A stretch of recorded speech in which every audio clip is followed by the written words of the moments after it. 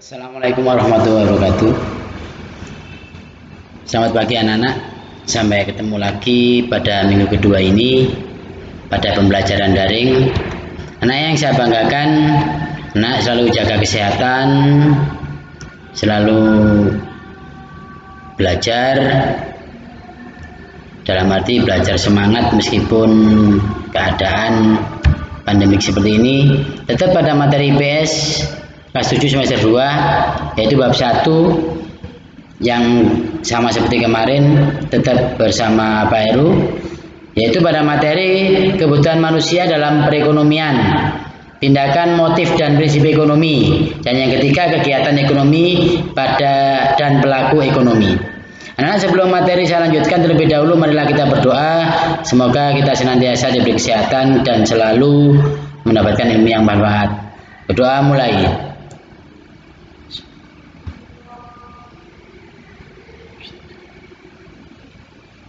Selesai. Terima kasih anak-anak.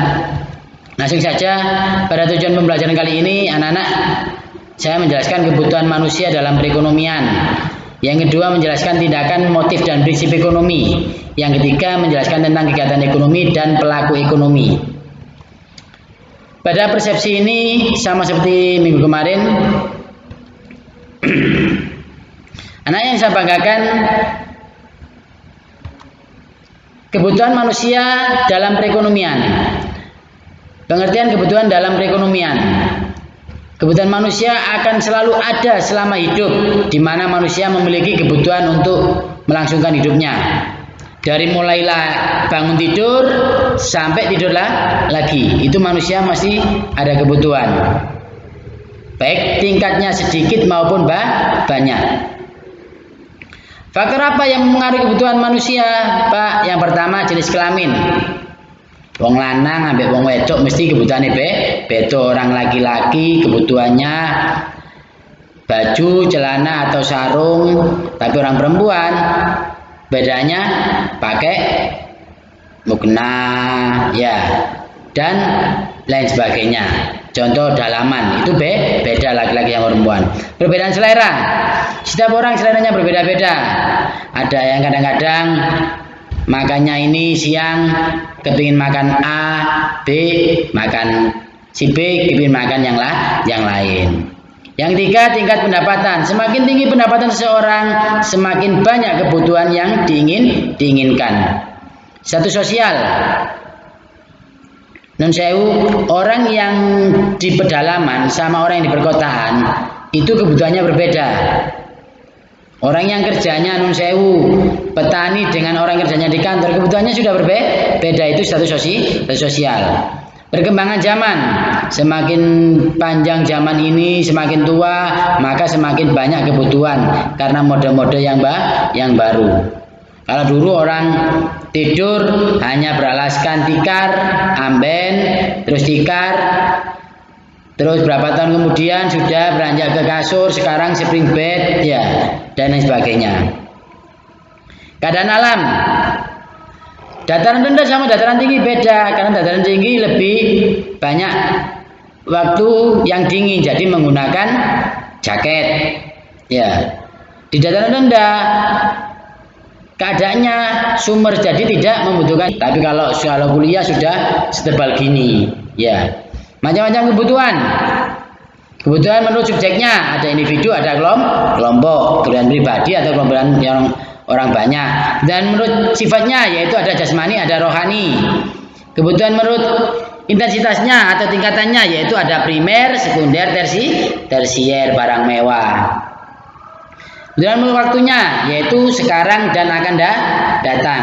Alat pemenuhan kebutuhan manusia dalam perekonomian menurut fungsi dan tujuan, menurut cara pengerjaannya, berdasarkan kelangkaannya, menurut tingkat pemakaiannya, menurut segi jaminannya, menurut hubungannya, menurut wujudnya. Itu anak-anak kebutuhan manusia dalam perekonomian. Untuk lebih lengkapnya nanti anak-anak bisa baca buku atau baca referensi lewat HP-nya ke bacaan yang lain.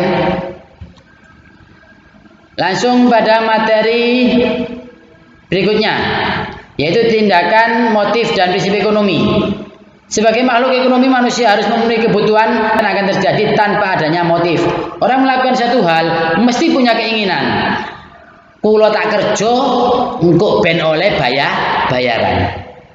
Aku tak bersih rek, engkau sik bersih omai, ya.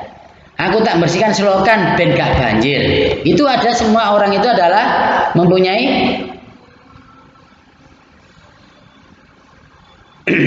hal-hal motif-motif tertentu.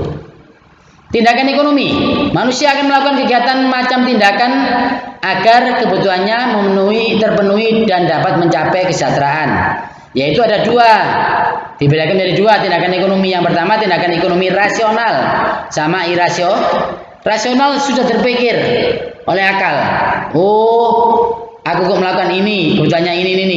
Irasional, apa yang ditujuan kadang-kadang tidak sama dengan di lapangan. Itu namanya irasional. Motif ekonomi, keinginan atau alasan yang mendorong manusia untuk melakukan tindakan ekonomi adalah motif ekonomi. Dapat dibedakan menjadi motif untuk memenuhi kebutuhan, memperoleh kekuasaan, mendapatkan penghargaan, dan berbuat sosial. Itu motifnya.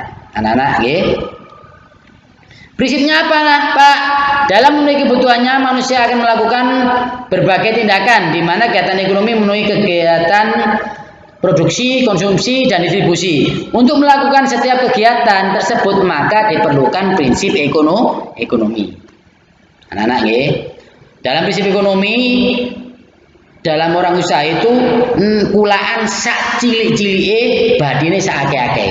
Itu dalam prinsip ekonomi.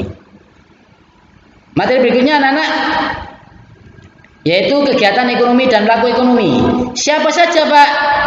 Setiap harinya manusia melakukan kegiatan untuk memenuhi kebutuhannya. Salah satu kegiatan yang dilakukan oleh manusia untuk memenuhi kebutuhannya adalah kegiatan ekonomi. Kegiatan ekonomi adalah kegiatan yang dilakukan oleh manusia untuk memenuhi kebutuhan, di mana kegiatan ekonomi yang dilakukan meliputi kegiatan produksi.